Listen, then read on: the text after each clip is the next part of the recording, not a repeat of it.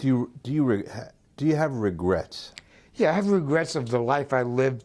I've been out of that world since 27 years, or 28 years in May. May 5th, I think, was the day I officially went, whatever, became a rat. What a joke. I'm the happiest rat in the world. What made you turn on that? I know, you weren't a made guy, you didn't have the oath of Omerta or murder or whatever it is or anything like that. But it was really a fear for your own life, wasn't it? Not my life. I didn't give a fuck if they fuck with me and kill me.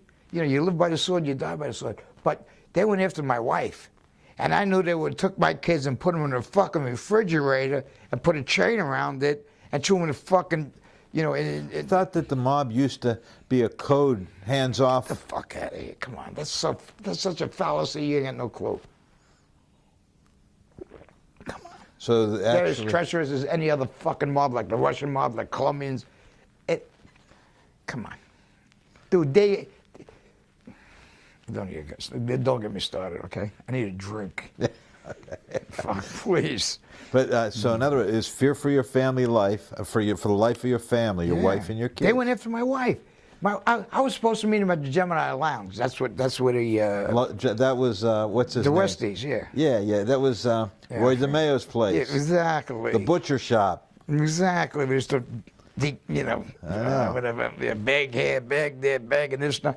Dude, please. I was supposed to meet Jimmy there.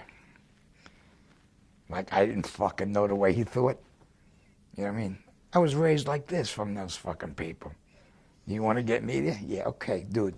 I know what's on your fucking mind. This is after I got popped and get bailed out. I wasn't a Gosha cup like a lot of people maybe think I am or thought I was. I was a Yiddish cup, and I knew exactly what the fuck was going on, And I knew I wasn't going to that fucking place. Like a fool, I sent my wife, and he tried to fucking grab my old lady. She had a fucking car, and she bolted. And she had a pistol on her, too, by the way. She wasn't stupid, either. She was Jewish, 100%. And it's just, So you're living life now. You put all that behind you. Yeah. You're enjoying your life. Now you got a great gal here, seems like Lisa. She's cool. She's all right. Sometimes. Yeah.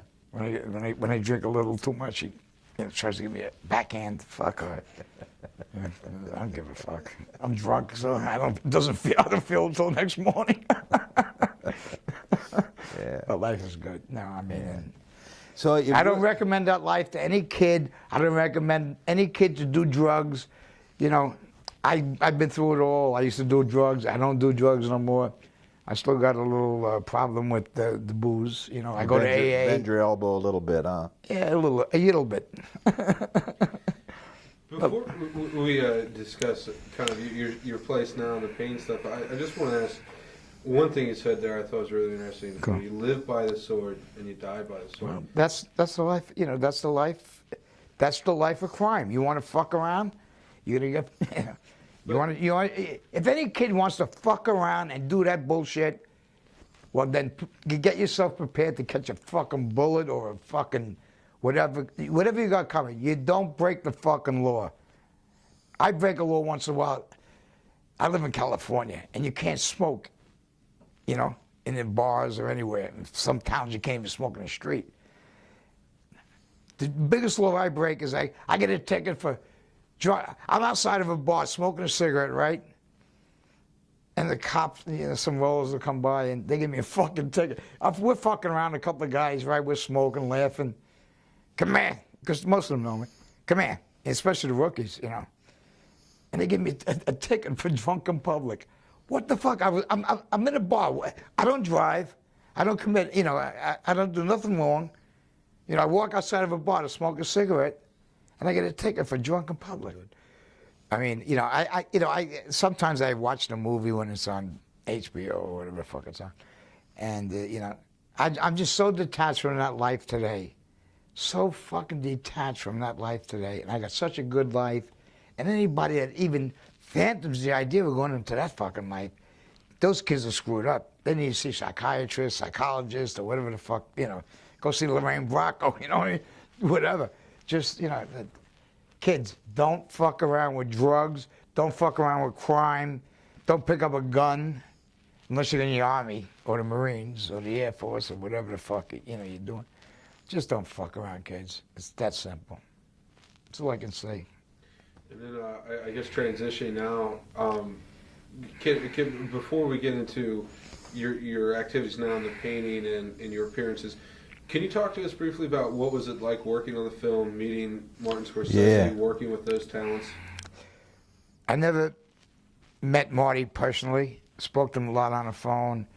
Bob De Niro I met, his kids, and and Pesci and Ray Liotta.